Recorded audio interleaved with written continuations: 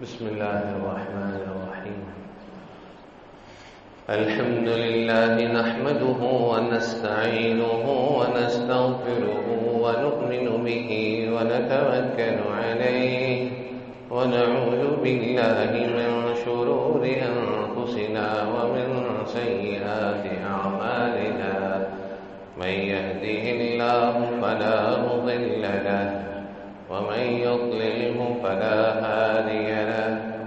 ونشهد أن لا إله إلا الله وحده لا شريك له. ونشهد أن سيدنا وسندنا ومولانا محمدا عبده ورسوله صلى الله تعالى عليه وعلى آله وأصحابه وأتباعه وبارك وسلم. أما بعد فأعوذ بالله من الشيطان الرجيم. بسم الله الرحمن الرحيم. يا أيها الذين آمنوا إذا نودي للصلاة من يوم الجمعة فاسعوا إلى ذكر الله وذروا البيع ذلكم خير لكم إن كنتم تعلمون. فإذا قضيت الصلاة فانتشروا في الأرض وابتغوا من فضل الله واذكروا الله كثيرا لعلكم تفلحون. وإذا رأوا تجارة أو لهوا انفضوا إليها وتركوك قائما. قل ما عند الله خير من اللهو ومن التجارة والله خير الرازقين. صدق اللہ العظیم. سورہ جمعہ کی چند آیات دوسرا رکوع تلاوت کیا ہے. اللہ رب العزت جمعے کی عظمت کی وجہ سے جمعے کی تیاری سعی الی الجمعہ یعنی جمعے کی تیاری کے لیے جمعے کی پہلی اذان ہونے کے بعد خرید و فروخت بند کرنے کا آرڈر فرما رہے ہیں، حکم جاری فرما دیا ہے. جمعے کی پہلی اذان ہو جائے خرید و فروخت بند. حرام ہے، صرف مکروہ نہیں ہے، حرام ہے، حلال ہی نہیں ہے، حرام ہے. اس لیے ہم لوگ جمعے کی پہلی اذان دیر سے دیتے ہیں تاکہ لوگ حرام کاری میں نہ آئیں. پہلی اذان ہم بیان کے بعد دیتے ہیں. وہ پہلے زمانے میں اردو کے بیان تو ہوتے ہی نہیں تھے. پہلی اذان ہوتی تھی اور سنتے پڑھتے تھے اور دوسری اذان ہوتی تھی. یہ اردو کے بیان یہ دوسرے لفظوں میں جہالت کا شکار عربی نہ سمجھنے والے لوگوں کے لیے ہوتا ہے. جو عربیت سے جاہل ہے، زبان عربی سے ناواقف ہے، ان کے لیے اردو میں بیان کیا جاتا ہے. یہ کوئی لازمی نہیں ہے بیان کرنا. یہ ہر جمعے بیان لازمی نہیں ہے. کہاں لکھا ہے یہ بیان کرو؟ بیان کرنا کوئی ضروری تھوڑا ہی ہے. یہ تو ویسے ہی بیٹھ جاتے ہیں تاکہ موقع ہوتا ہے، لوگ جمعے کی وجہ سے اکٹھے ہوتے ہیں، چلو دین کی بات ہو جائے. اردو کا بیان یہ کوئی ثابت نہیں ہے کہیں سے. لیکن اس کو بدعت کہنا بھی ٹھیک نہیں ہے کیونکہ ہم اس کو کون سا ضروری سمجھتے ہیں. میرے والد محترم نے ایک مرتبہ بیان نہیں کیا، بیٹھ گئے تھے، آپ ممبر پہ بیٹھ گئے تھے، بیان نہیں کیا تاکہ لوگوں کو پتہ چلے کہ بیان نہ کرنا بھی ٹھیک چیز ہے. بس زندگی میں ایک بار ایسے کر لیا تاکہ لوگ یہ نہ سمجھیں کہ یہ لازمی سمجھتے ہیں اور یہ ضروری نہیں. کوئی ضروری نہیں ہے. صرف پہلی اذان ہوتی تھی اور اس کے بعد سنتیں پڑھتے تھے اور اس کے بعد دوسری اذان ہوتی اور خطبہ اسی میں دعا عربی میں سارا کچھ.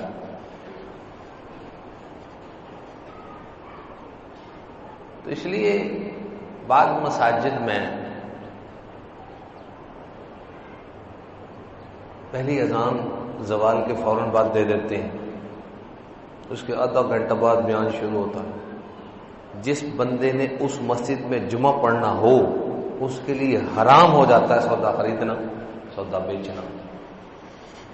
بندہ وہاں پہ کیا کرے؟ نہ کسی کو سمجھا سکتے ہیں نہ کوئی سمجھ نہیں پاتا ہے.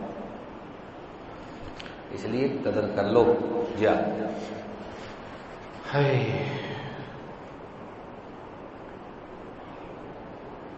جمعے کی اہمیت, اس سورت کا نام سورہ جمعہ ہے, کتنا ہی کافی. پوری سورت میں جمعے کا تذکرہ ہے, احکام جمعہ ہے, اعمال جمعہ ہے, ممنوعات جمعہ ہے, احترام جمعہ ہے, آداب جمعہ ہے, سب جمع ہے. اس لیے آئی 15 شعبان کے بعد کا یہ جمعہ ہے. حدیث شریف میں ہے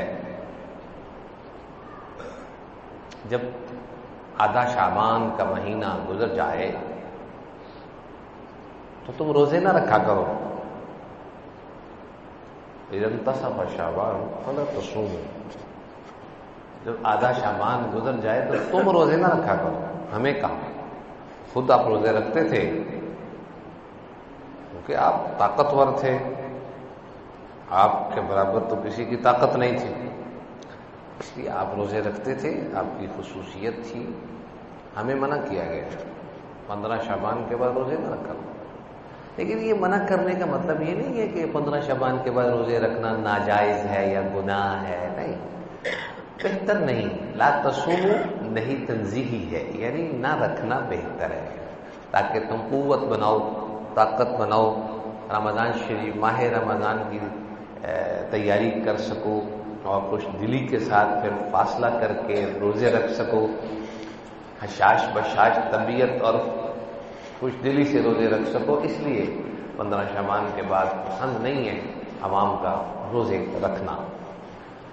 کسی خاص بندے کا روزہ ہو یا کوئی کفارے کا چل رہا ہو یا کسی کی عادت ہے پیر جمعرات کا رکھنے کی سارا سال, وہ چلا رہا ہو, تو اس میں کوئی حرج نہیں ہے. ہاں البتہ ماہ رمضان شریف شروع ہونے سے 1-2 دن پہلے وہ روزہ رکھنا سختی سے منع ہے. وہ سختی سے منع ہے.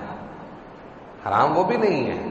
حرام روزے صرف 5 ہیں, چھوٹی عید, بڑی عید اور بڑی عید کے بعد 3 دن. حرام روزے صرف 5 ہیں سال بھر میں, چھوٹی عید, بڑی عید اور بڑی عید کے 3 دن بعد. یعنی کہ بڑی عید اور اس کے ساتھ متصل 3 دن, 4 دن وہ ہو جائیں گے بڑی عید کے اور ایک چھوٹی عید. بس یہ حرام ہے روزے رکھنا. حنفیہ کے نزدیک اس کے علاوہ کوئی روزہ حرام نہیں ہے.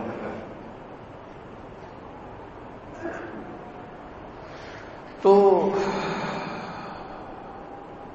رمضان شریف سے 1 یا 2 دن پہلے جو روزہ لوگ رکھتے ہیں وہ عموماً شک کی بنیاد پر رکھتے ہیں. کیسی جڑ پکڑی ہے, ہر بندے کی جڑ پکڑی. اور جی میں سعودیہ کے ساتھ روزے رکھتا ہوں, اور جی میں سعودیہ کے ساتھ روزے رکھتا ہوں. کیا بات ہے, تیری دلیلیں کتنی مضبوط ہیں, تیری محبت کتنی مضبوط ہے. کیا جیب میں رکھ اپنی بات. آقا علیہ السلام نے منع کیا ہے تقدم بیوم او بیومین, عربی میں اس کو یہ کہتے ہیں. امام شافعی رحمۃ اللہ علیہ کے نزدیک حرام ہے ماہ رمضان سے 1-2 دن پہلے روزے رکھنا. حنفیہ کے نزدیک حرام تو نہیں ہے, ممنوع ہے شک کی بنیاد پر. اگر روزہ رمضان کا ہو گیا تو ٹھیک ہے, ورنہ میں شعبان کا ہی صحیح. یہ اگر مگر کے ساتھ شریعت نہیں چلتی. شریعت ٹھوس مسائل, یقینی مسائل پہ چلتی ہے. اگر چاند دیکھ لیا یا مملکت اسلامیہ میں اعلان ہو گیا تو روزہ فرض ہے، نہیں تو کسی پہ فرض نہیں، خلاص۔ اب بھائی دوستو کیا بات کریں کیا نہ کریں، آگے 5 جمعے تو ماہ رمضان کے اندر آ رہے ہیں اور 1 اس سے پہلے آئے گا، 6 جمعے تو یہ ہو گئے۔ اب رمضان شریف کے سارے مضامین تو آگے آئیں گے۔ ابھی صرف اتنی بات کہتا چلوں کہ تیاری رمضان شریف، استقبال رمضان شریف، اتنا عظیم مہمان آ رہا ہے تو اس کا کوئی استقبال ہی نہیں۔ بھائی صاحب یہ جو مہمان آ رہا ہے یہ 99 کھرب ڈالر آپ کو دینے کے لیے آ رہا ہے، اس کے لیے تو آپ وہ روئی نالے سے چونا بچھائیں، پھول بچھائیں، قالین بچھائیں اور اپنے استقبال کے لیے سارا راستہ 2-2, 3-3, 4-4 کلومیٹر کارپٹ قالین بچھائیں خوبصورت جی، اسی پیسوں میں سے نکال لینا۔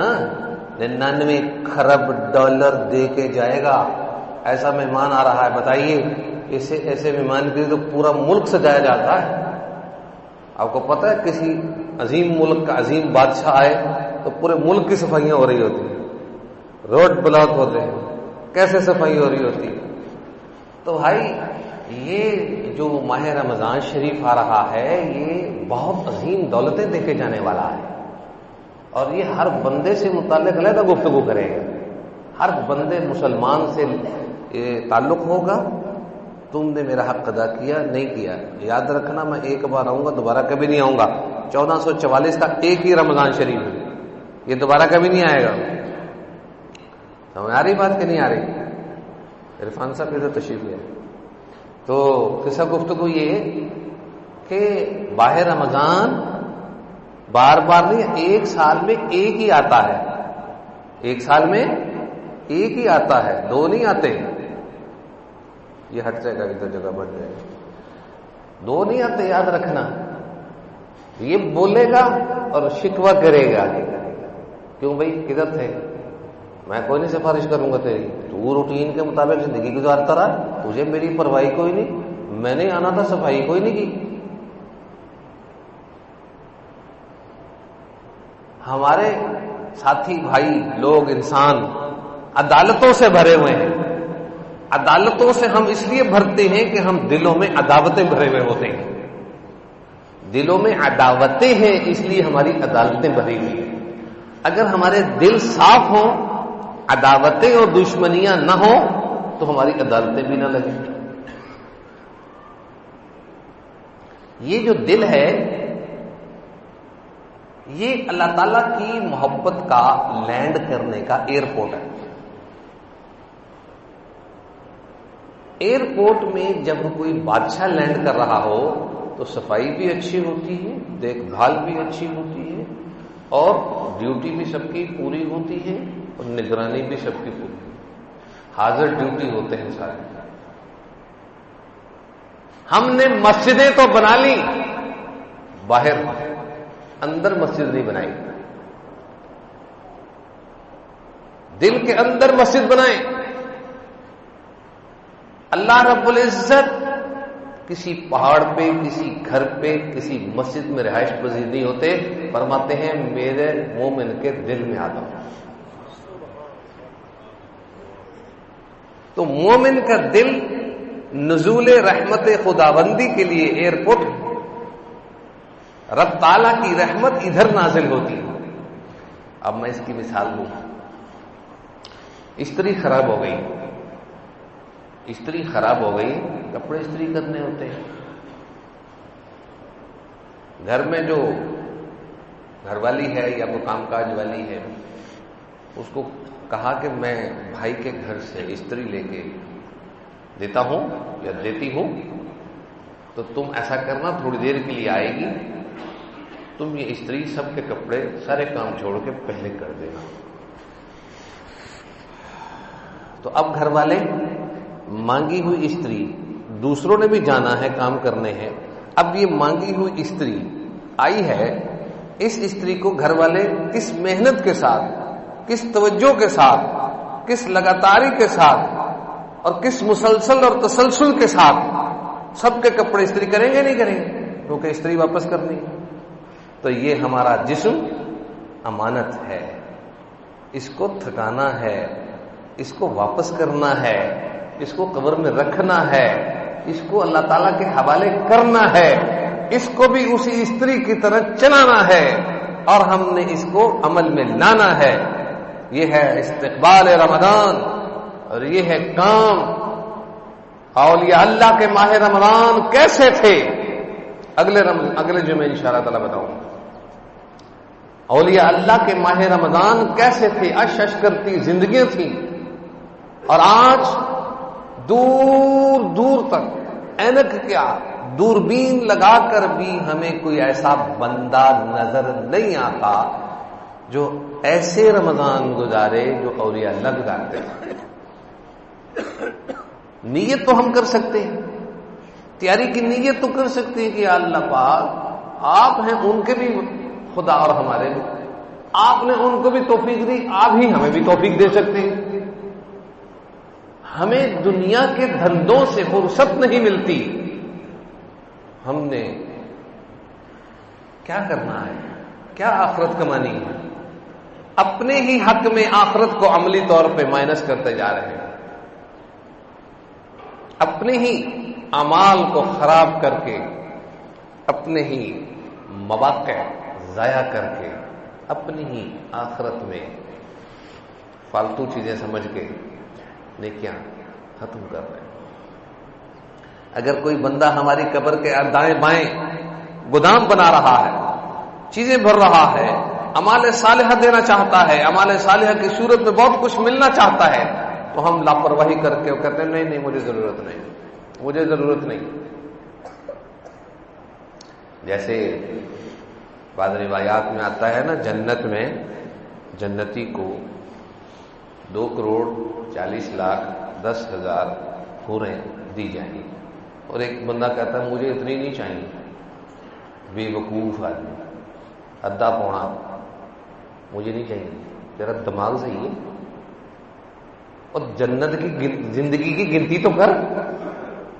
لاجواب با کمال زندگی، ہمیشہ کی زندگی، تجھے نہیں چاہیے تو مجھے دے دے. اللہ کے بندے یہ کیوں کہتا مجھے نہیں چاہیے؟ میں نے اپنے والد صاحب کو ایک دفعہ کہہ دیا، والد صاحب نے خواب دیکھا تھا کہ مجھے خاص الخاص 30 حوریں، عام بندے کو 2 حوریں دی جائیں گی خاص الخاص، والد صاحب نے خواب دیکھا تھا کہ مجھے 30 حوریں دی جا رہی خاص الخاص. میں نے کہہ دیا مجھے بھی دے دینا. وہ کہنے لگے ہیں، ان کا تکیہ کلام تو جھٹک دے دیں، تیری مائیں ہوں گی تجھے دے دوں. میں کہا اچھا ٹھیک. تو قصہ گفتگو یہ ہے کہ ہم جنت کی اتنی ساری چیزیں اکٹھی کرنا نہیں چاہتے، دنیا کی سوسائٹیاں اکٹھی کر لیں، دنیا کی چیزیں اکٹھی کر لیں. واہ جو دوسروں کے لیے کر کے جا رہے ہیں. ایک پل کی خبر نہیں، سب دھرا کا دھرا رہ جائے گا. ایک جھٹکے کی مار نہیں، ہم سب ختم ہو جانا ہے. کام وہی آنا ہے جو آخرت میں لگنا ہے. جی آقا علیہ السلام کھانا کھا رہے تھے، بلال آئے، حضرت بلال. آقا علیہ السلام نے کہا بلال آؤ شریک طعام ہو جاؤ. انہوں نے کہا حضرت میرا روزہ ہے، میرا روزہ ہے. تو آقا علیہ السلام نے فرمایا کہ ہم تو بھائی اپنا کھا رہے ہیں، بلال نے تو اپنا باقی رکھ لیا جنت کے لیے. تو بھائی ہم نے باقی رکھنے کو نہیں دیکھتے، ہم دیکھتے ہیں کل کس نے دیکھی ہے، جنت کس نے دیکھی ہے، بعد کس نے دیکھی ہے. حالانکہ بعد کے لیے تو ہم سب کچھ کر رہے ہیں. ایمان بالغیب رکھے ہوئے ہیں، بن دیکھے اللہ رب العزت کو مانتے ہیں، بن دیکھے آقا علیہ السلام کو مانا ہوا ہے، بن دیکھے ہی ہم آخرت کو جنت کو مانتے ہیں. تو پھر یقین کیوں نہیں کرتے؟ اعمال میں یقین کی کمی ہے. دنیا کے لیے جتنا کچھ کر رہے ہیں، اگر ہمیں پتہ چلے حقیقت کیا ہے تو ہم آخرت کے لیے اس سے زیادہ کریں. دنیا تو مل کر ہی رہنی ہے، وہ تو زبردستی بھی آ جانی ہے.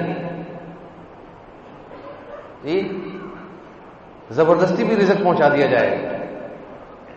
ایک طالب علم نے جب یہ پڑھا کہ رزق تو پہنچنا ہی پہنچنا ہے چاہے زبردستی پہنچ جائے، اس نے جانا شرارت سوچی، اس نے دیکھا کہ زبردستی دیکھتا ہوں کیسے آتا ہے رزق. اللہ پاک سے تو آزمائش کرتا ہے، اللہ کے بندے پنگے لیتا ہے، آگے پھر بھگت. کہتا دیکھتا ہوں زبردستی کون کھلاتا ہے مجھے. کھانا نہیں کھایا، گھر سے باہر نکل گیا، تو یہ گھر والے زبردستی کھلا دیں گے. بھاگ گیا، دور چلا گیا کہ دوست ووست بھی نہ دیکھیں. قبرستان چلا گیا کہ کوئی مجھے پکڑے ہی نہ، آئے ہی نہ، کسی کو وہم و گمان بھی نہ ہو کدھر چلا گیا. اور ایک قبر کے اوپر مٹھائی کا ڈبہ رکھا ہوا تھا، اس کو دیکھ کے نا دوڑ لگا دی کہ یار رزق تو یہاں بھی پہنچ گیا. بھاگا وہاں سے تیزی سے. آگے آنے والے دو بندوں نے دیکھا، اچھا یہ ہمیں مٹھائی کا ڈبہ رکھ کے زہر ملا کے ہمارے لیے چھوڑ کے جا رہا ہے، یہ کھائیں اور مرے. پوتر ادھر آ. ایک لگائی چپیڑ، کھائے تھال لگائی چپیڑ، کھائے. اب سمجھ آ گئی مولا، لگ گیا پتا رزق تو پہنچ کر ہی رہتا ہے، تو کیوں امتحان کرتے ہیں؟ ایسے امتحان کرنے کی کیا ضرورت؟ رزق تو پہنچنا ہی پہنچنا ہے. صرف سمجھ کی بات ہے، ضرورت جتنی ہے اتنی ہی رکھنی چاہیے. خوش نصیب ہیں پرندے، ذخیرہ نہیں کرتے، کھاتے پیتے دن بھر، رات کو تسلی سے سوتے ہیں، صبح اٹھتے ہیں رزق کی تلاش میں نکلتے ہیں، اللہ ان کو کھلاتے ہیں پلاتے ہیں، پھر آ کے سو جاتے ہیں. یہ انسان جسے اشرف المخلوقات بنایا گیا ہے، یہ ٹینشن لیتا ہے جو پرندوں کے ذہنوں سے بھی نیچے گیا. پرندوں نے تو ٹینشن نہ لی، اعتبار کیا اپنے رب پہ، حالانکہ ان کے لیے کوئی خاص اتنی سمجھ یا اتنی آیات نہیں آئی کہ جناب جس طرح انسان کے لیے آئی. وَمَا مِن دَابَّةٍ فِي الْأَرْضِ إِلَّا عَلَى اللَّهِ رِزْقُهَا. اللہ پاک نے کوئی چوپایا، کوئی جانور، کوئی جاندار ایسا نہیں رکھا جس کے لیے رزق لازم نہ قرار دیا. اللہ پاک نے رزق کو لازم قرار دیا ہے.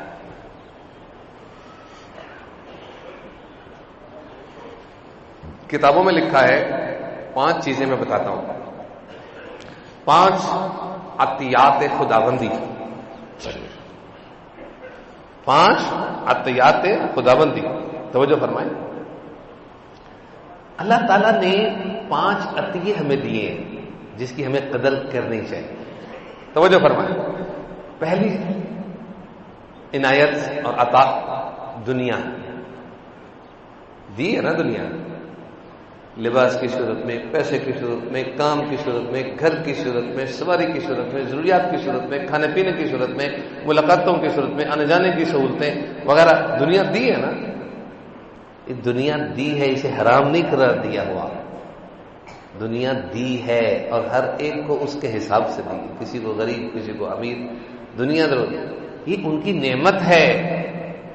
نمبر 2 عطا. نمبر 2 اللہ تعالیٰ نے بعض لوگوں سے کچھ چیزیں لے لی تاکہ دیکھیں کتنا صبر کرتے ہیں، میری بات پر کتنا عمل کرتے ہیں، اور کس شد و مت کے ساتھ پیٹتے ہیں یا صبر کا ثواب لینا چاہتے ہیں.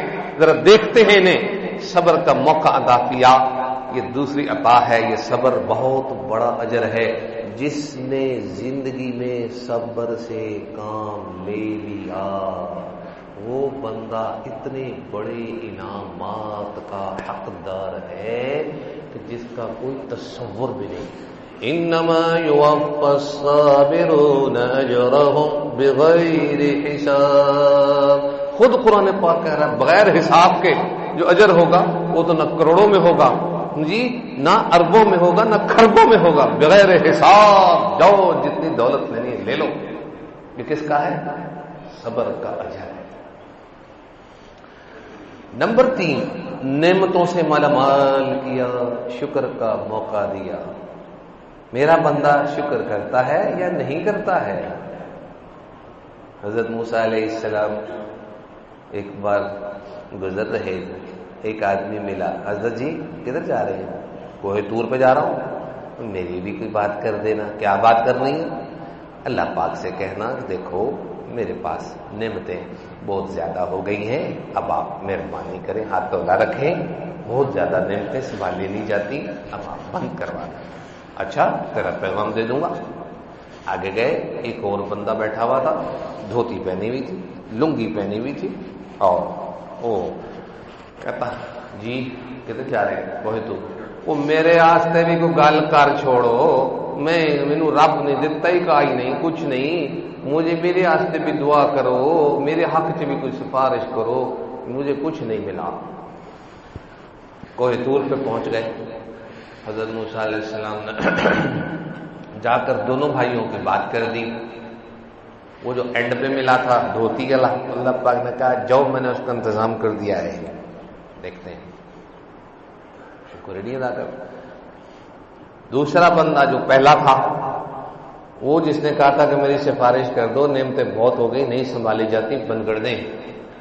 اللہ پاک نے کہا جاؤ اسے کہہ دو تم میرا شکر ادا کرنا بند کر دو، میں تمہاری نعمتیں دینا بند کر دوں گا۔ حضرت موسیٰ علیہ السلام واپس تشریف لائے، وہ دھوتی والا پہلے ملا، وہ دیکھا کہ وہ ریت کے اندر چھپا پڑا، اس کی دھوتی بھی غائب، اس کی دھوتی بھی غائب۔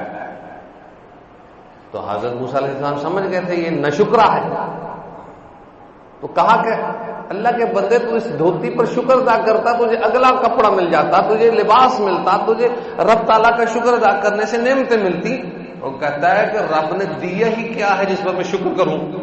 اعتراض پہ اعتراض، اس کی دھوتی بھی غائب۔ چل پتر سنبھال اپنے آپ، اللہ پاک سے مقابلے نہ کریں، اللہ پاک سے اصولی باتیں نہ کریں، اللہ پاک کو تجویز نہ دے یا اللہ یوں کر دے یا اللہ یوں کر دے، نہ اللہ پاک کو جیسے وہ ڈاکٹر حضرات ہے نا، کہتے ہیں یا اللہ آج کل بیماری کوئی نہیں ہو رہی، کلینک خالی پڑا ہے، کوئی آ ہی نہیں رہا، بندے بھیج، وہ جناب کسی کو ٹھنڈی پیپسی پلاؤ، کسی کو کچھ پلاؤ، بس گلے خراب ہوں بندے تو آئیں۔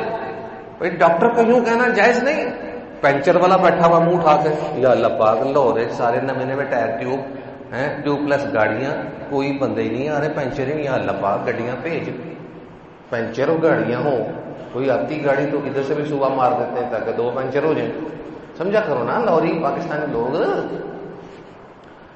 یہ دعائیں کرنا جائز نہیں ہے۔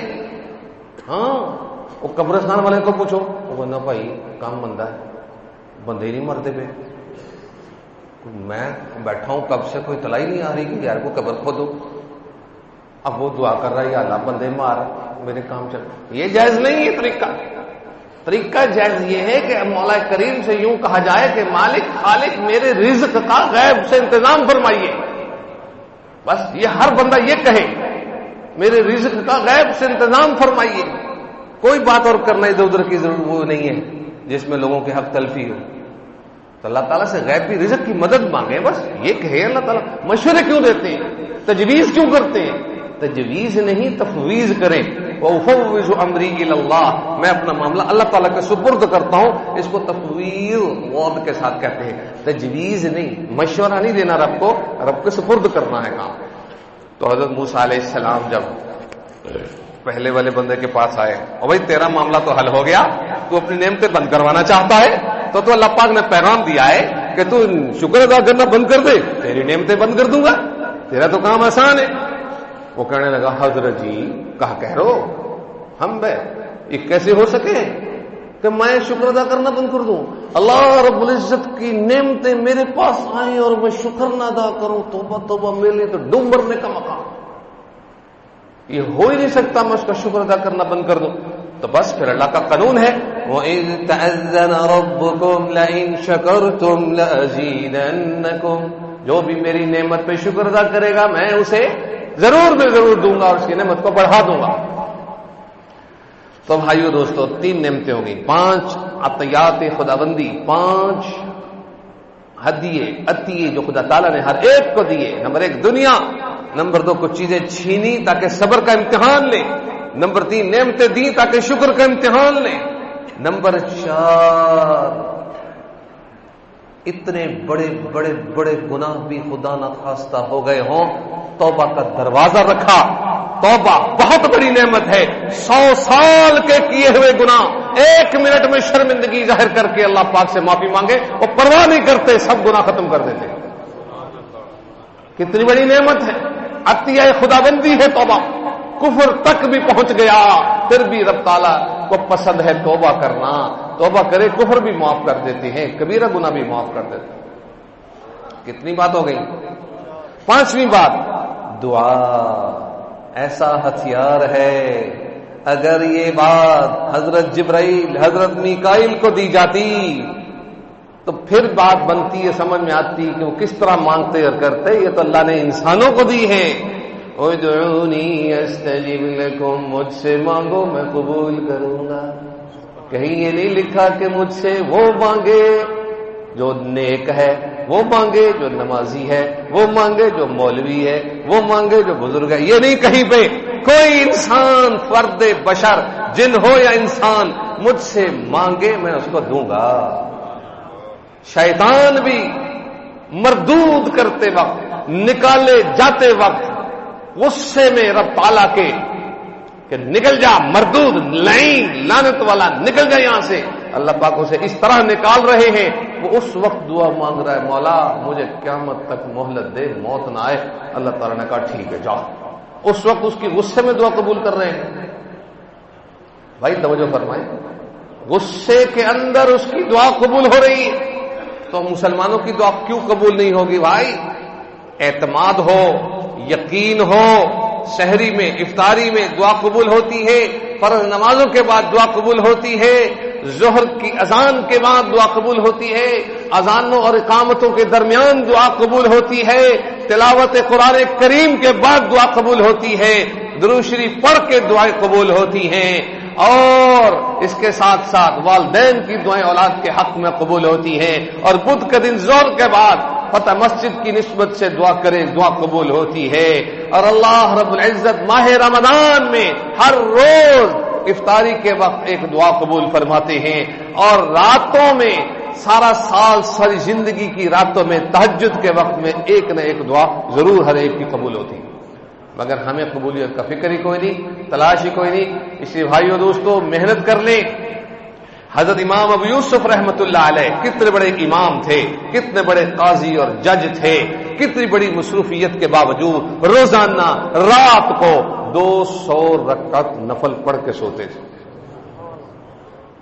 اور ہمیں ٹس سے مس نہیں. ہم کبھی کہیں کہ مغرب کے بعد 20 رکعت اوابین نہ، 6 رکعت اوابین نہ. 6 نہیں پڑھ جاتی، 20 کس نے پڑھنی ہے؟ 20 کا تو پتہ ہی نہیں لوگوں کو اوابین کی رکعتیں 20 ہوتی. اوابین کی کم سے کم تعداد 6 ہوتی مغرب کے بعد، نوافل کی زیادہ سے زیادہ 20 ہوتی ہے. تو بھائیو دوستو وہ لوگ تھے مصروفیات کے باوجود، عالم ہونے کے باوجود، مجتہد ہونے کے باوجود، مصروفیات لازمی ہونے کے باوجود، دنیا بھر کے عالمی شہرت یافتہ ہونے کے باوجود اور انٹرنیشنل مصروفیات کے باوجود وہ عبادت کو تو نہ چھوڑ سکے اور ہم عبادت کر نہ سکے. فرق صرف اتنا ہے، وہ آسمان پہ چلے گئے، ہم زمین پہ رہ گئے. یاد رکھیے ترقی تو ان لوگوں کی.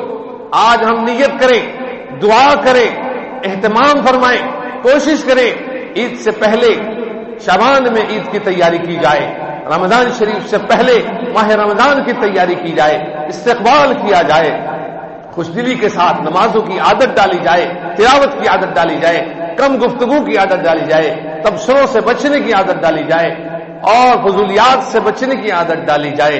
بچوں کو بھی اہتمام کے ساتھ نماز کے لیے، تراویح کے لیے، روزوں کے لیے تیار کیا جائے. کسی کا امتحان یا کسی کی سفر یا کسی وجہ سے روزے نہ چھوٹیں اور پوری خوش دلی کے ساتھ اس آنے والے ماہ رمضان کا استقبال اور اس آنے والے عظیم مہمان کا استقبال، عظیم ارادوں، عظیم نیتوں، عظیم پروگراموں، عظیم اپنے عمل کے ساتھ اس کا اہتمام کرے. وہ بہت کچھ دے کے جانے والا ہے. اس کی ایک رات انسان کو 84 سال کھڑے ہو کر عبادت کرنے رات بھر اور 84 سال کے روزے رکھنے سے بہتر ایک رات اجر دے جاتی ہے. اور اعتکاف کہاں کہاں تک پہنچا دیتا ہے، اس کا ایک ایک عمل انسان کو کہاں کہاں تک پہنچاتا ہے. اللہ رب العزت ہم سب کو ماہ رمضان شریف کا استقبال اور اعمال کی تیاری کا فکر نصیب فرمائیں. آمین ثم آمین. واخر دعوانا